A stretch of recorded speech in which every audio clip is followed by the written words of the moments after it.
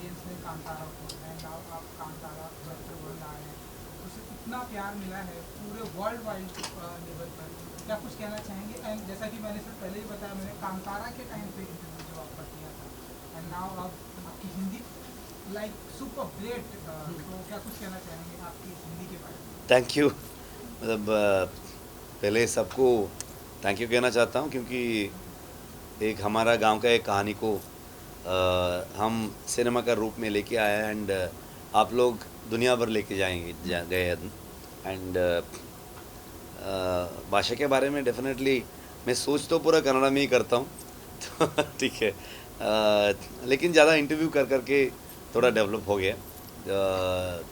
ऐसे हर लैंग्वेज को सीखने का बहुत इंटरेस्ट एंड बहुत खुश होता है अगर लैंग्वेज आया, क्योंकि अगर एक जगह जाके बात करते हैं वो लैंग्वेज को थोड़ा डिसरेस्पेक्ट होना नहीं चाहिए, तो ज़्यादा वो प्रयास करता हूँ।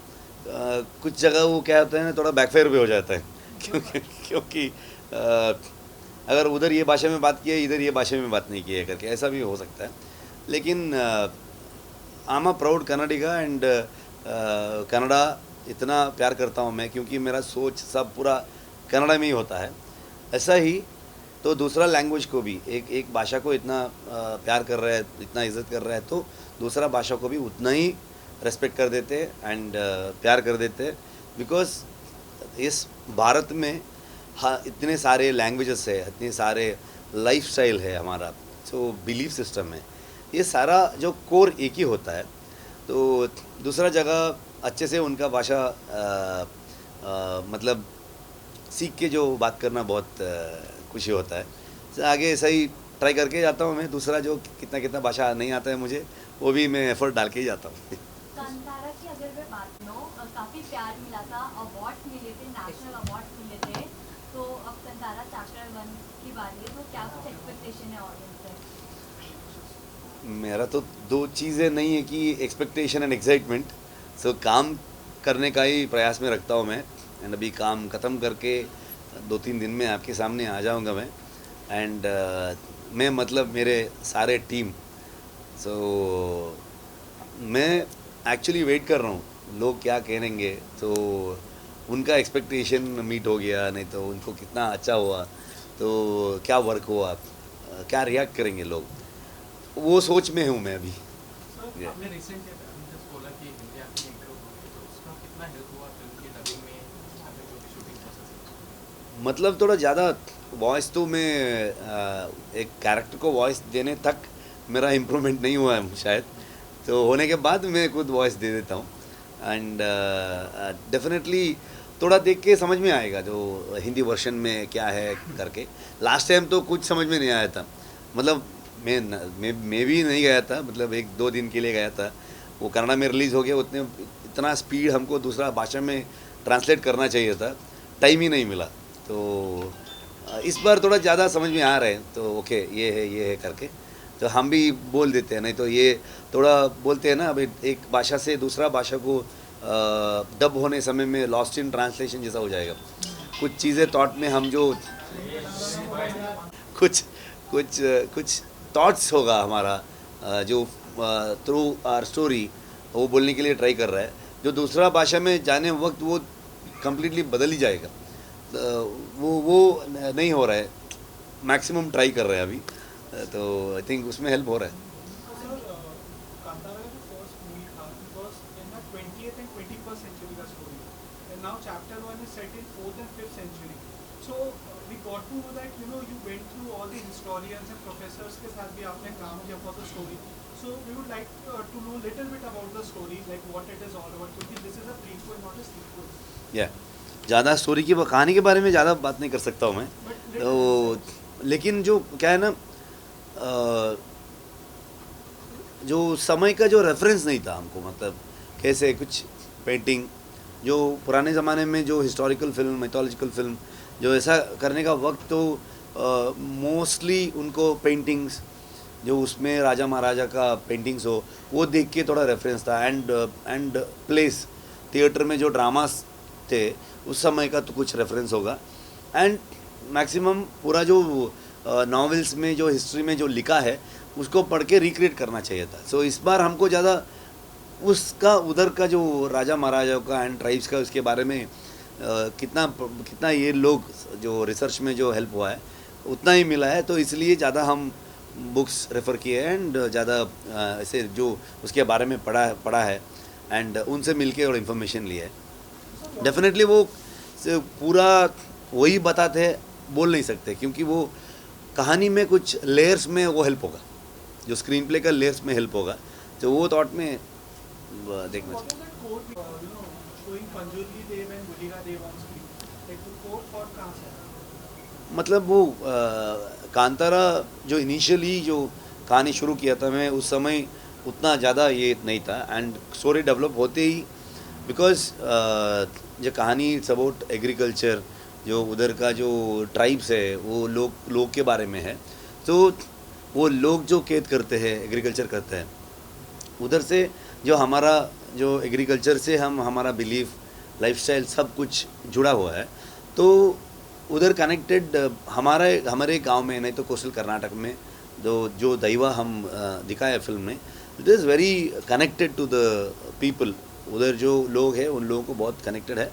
सो इसीलिए वो आ गया. इंटेंशनली नहीं आया था, मतलब इंटेंशनली वो यही लेके आना है वैसा नहीं था. कहानी में वो ऐसा बैठा है.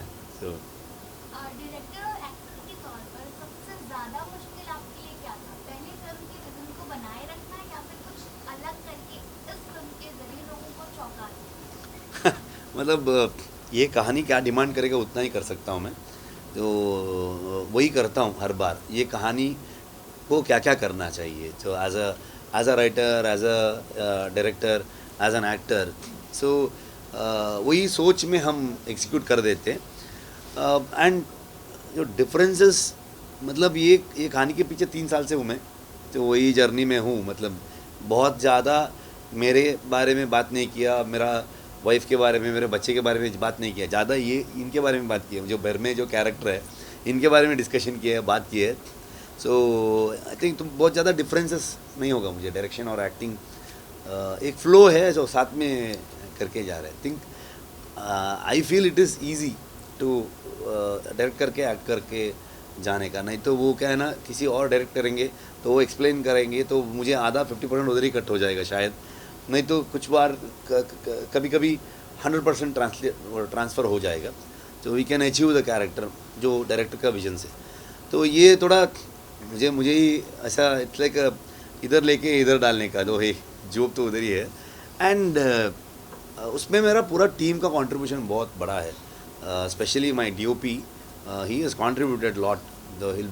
आई always tell my team he will become one of the biggest DOP in Indian cinema करके.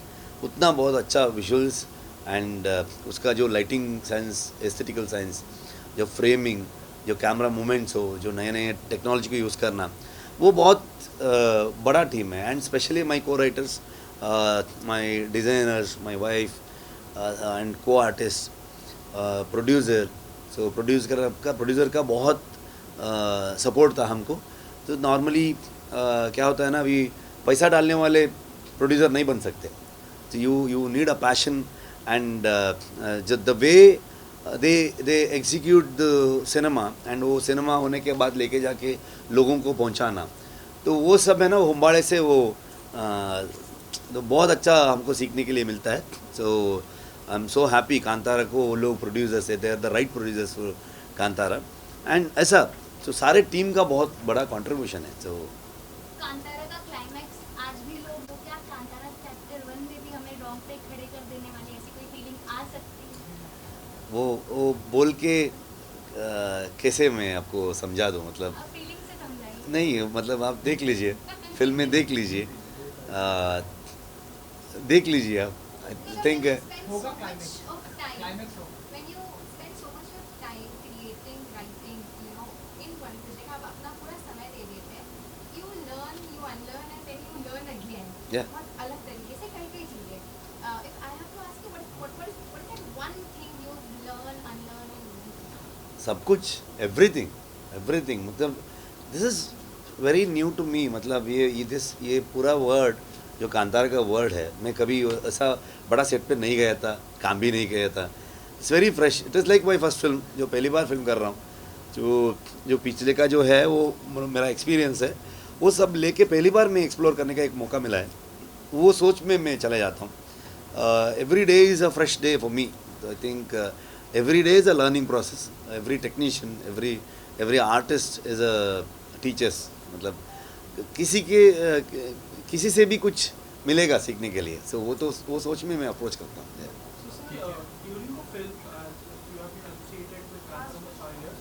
So many times when mythology films आती है, तो many times producer and actors say कि there was a divine hand during the film. So इन 5 साल के दौरान, did you ever felt the presence of, जो story बताई आपने पंजुर्मी देवी और गुलिका देवी, did you ever felt that presence during the मतलब set? वो क्या है ना, तो वो सब हमारा फीलिंग है.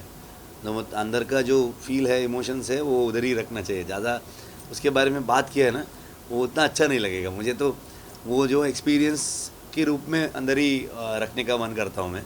तो आई थिंक वो ब्लेसिंग तो है. नहीं तो इतना मुश्किल दिन था, इतना hard days and hard seasons, every day it's challenging.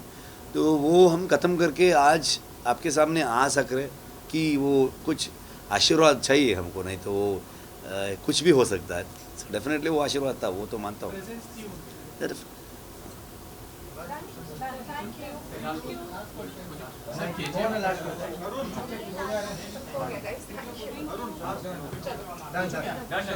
चलो अभी अपना